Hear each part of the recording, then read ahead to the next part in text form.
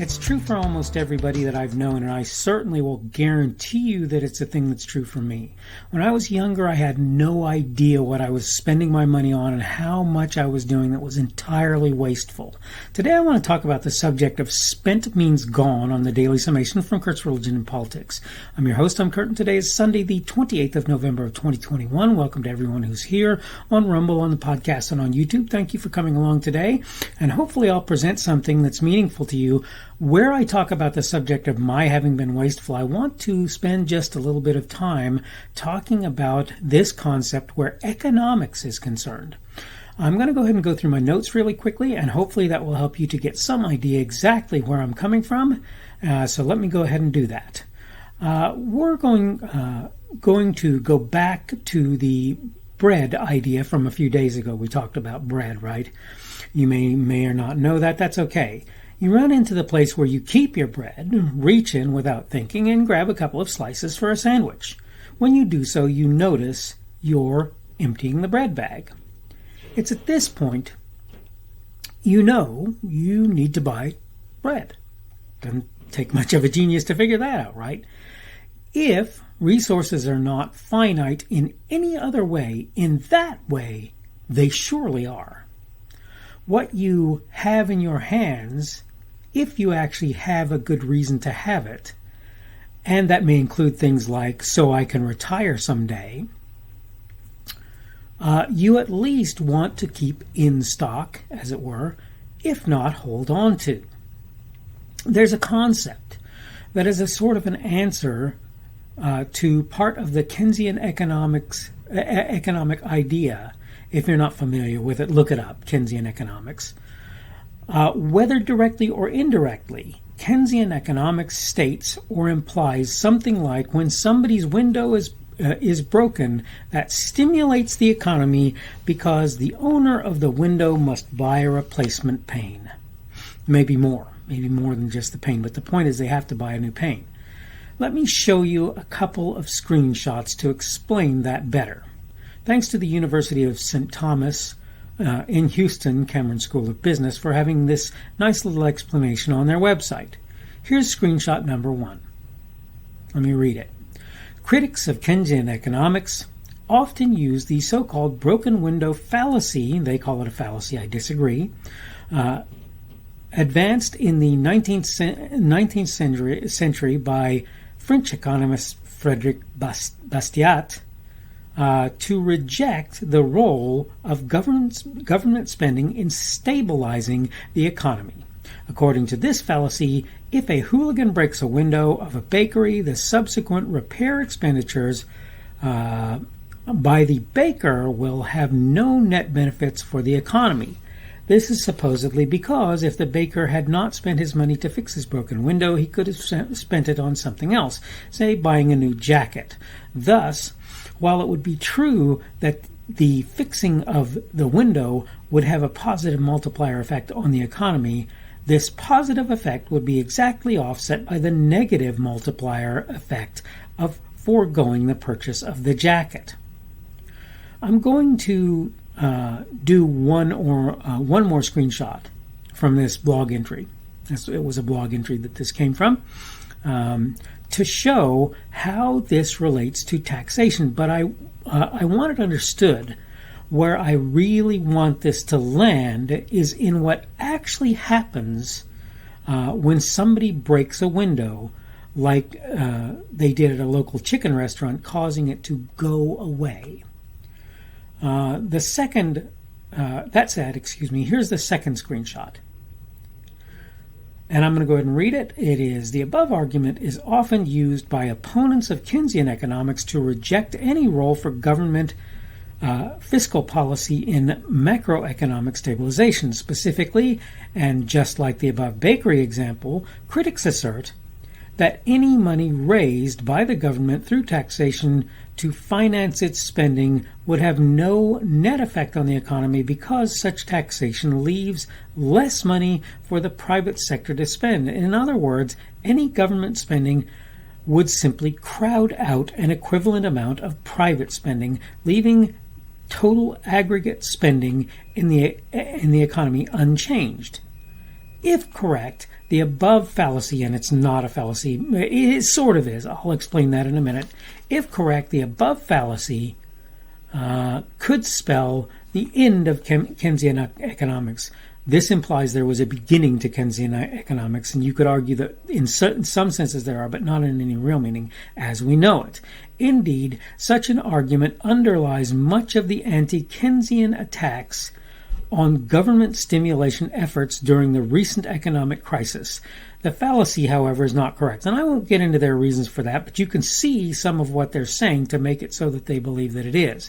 Their answer, by the way, is something along the lines of some of that money will stay in stasis in a bank account somewhere as opposed to being spent anywhere, and so the idea that it's all going to be in play, that you're going to have what they call it, I think, full employment of that money is mistaken, and therefore it should affect positively the economy. Okay, let me get back to my notes. The person on this website makes the argument against the broken window supposed fallacy that sounds good.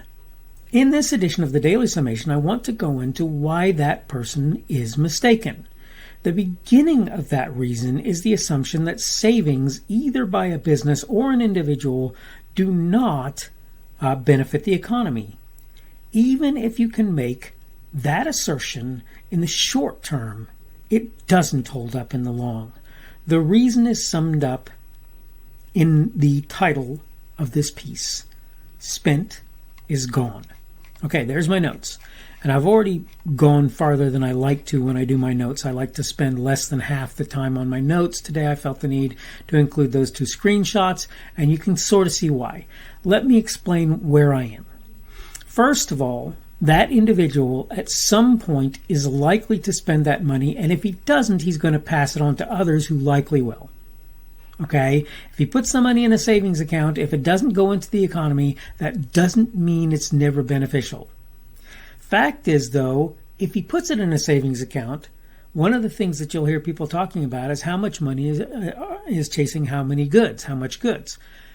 The point is that means that money is not chasing goods, and that should mean a reduction or at least keeping the price of goods down as a result of that money ending up in a savings account or wherever it happens to end up.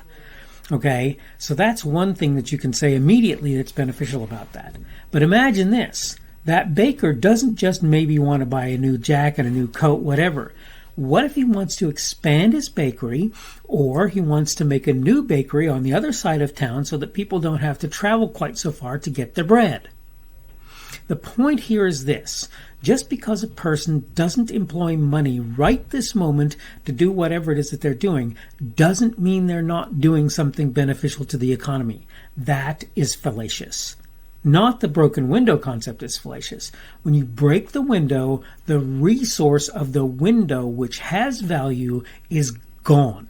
That pane of glass, that window frame, whatever it happens to be, the frame in the wall, whatever gets damaged as a result of replacing it, that thing is gone. You no longer have it in the economy. There's, in fact, no way to get around the idea that that broken window is a net loss in the economy because you have had a thing that was available, that existed. It may not have been cash. That's fine and good, but it was still an asset to that baker. And the wind whistling on his head tells him very well that that's the case. It was an asset to that baker.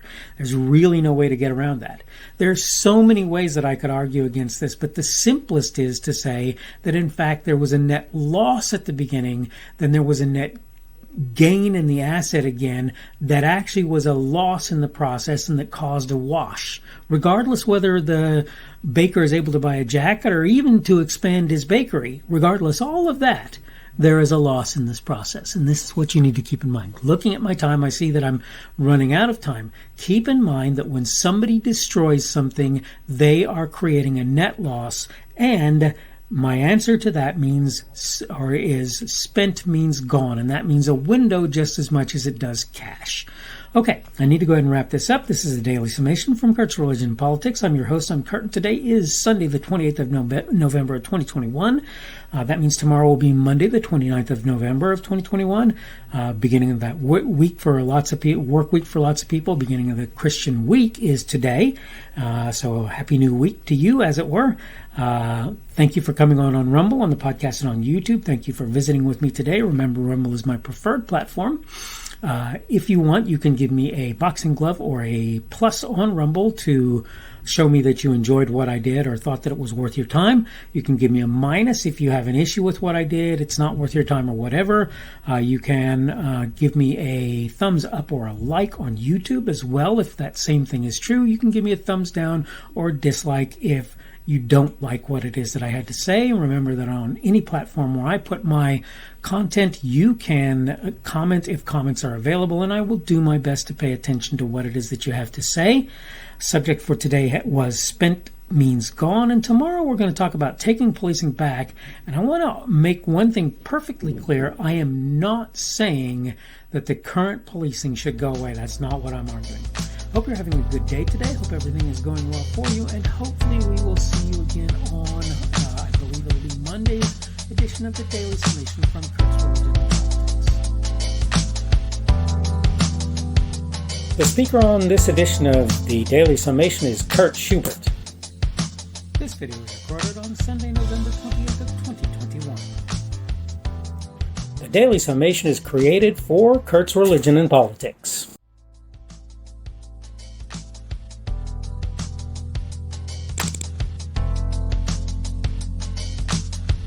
Thanks for watching this edition of the Daily Summation from Kurt's Religion and Politics. I hope you found it entertaining or instructional, or maybe both. If you want to see more from me, you can go to blogs.kpschubert.com. That's blogs.kpschubert.com. I am on Twitter, Parler, and Minds.com. My handle on each of those is @kpschubert. That's @kpschubert. I have a Rumble and a YouTube channel. They are the Kurt's Religion and Politics channels on Rumble and YouTube. I have a Facebook page. The Facebook page is Kurt's Religion and Politics as well. I am on Patreon. If you want to support me, that's one of the better places you can do that. And you will find me at Kurt's Religion and Politics on Patreon. I have a podcast. The podcast is podcasts with an S, .kpschubert.com. That's podcasts.kpschubert.com. I think you should be able to find me with relative ease on Apple Podcasts, Google Podcasts, and Spotify as well. The best way I find to do that is to look for Kurt's Religion and Politics. You can try to use the Daily Summation. I find that it doesn't work as well as a general rule, but you can always try that. I'm glad to have you aboard today, and hopefully we will see you again tomorrow.